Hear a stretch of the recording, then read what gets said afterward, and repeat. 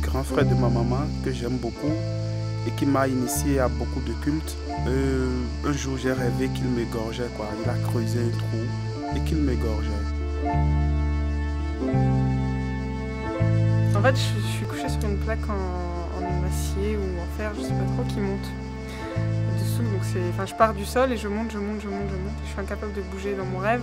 Et donc dans mon lit, j'ai l'impression que si je fais un mouvement, je vais tomber.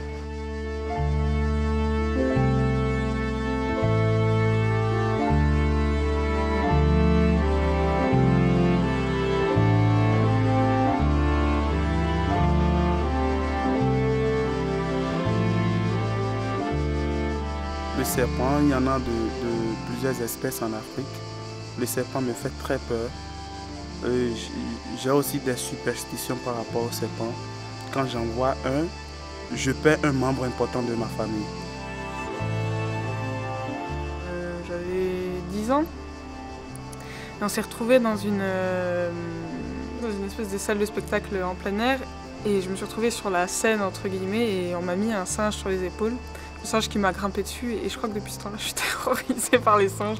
Enfin, il m'a pas fait mal, hein, mais du coup, ça me fait très peur. Et puis ça doit être leur côté trop humain qui me fait bizarre.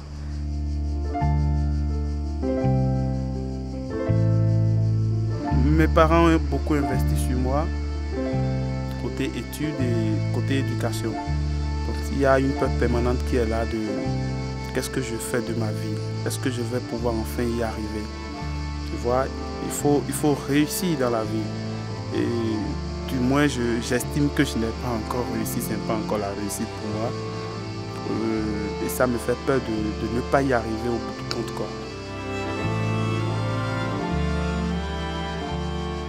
Le futur en général, en fait. J'ai énormément de mal à me projeter dans le futur et à imaginer en fait quelque chose plus tard.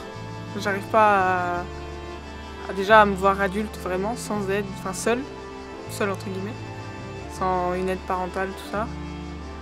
Et j'ai très peur d'être seule en fait, complètement seule. La peur du vide, c'est pas une peur qui t'empêche de vivre, la peur de ton avenir, c'est quand même un peu plus contraignant, un peu plus prenant, on va dire.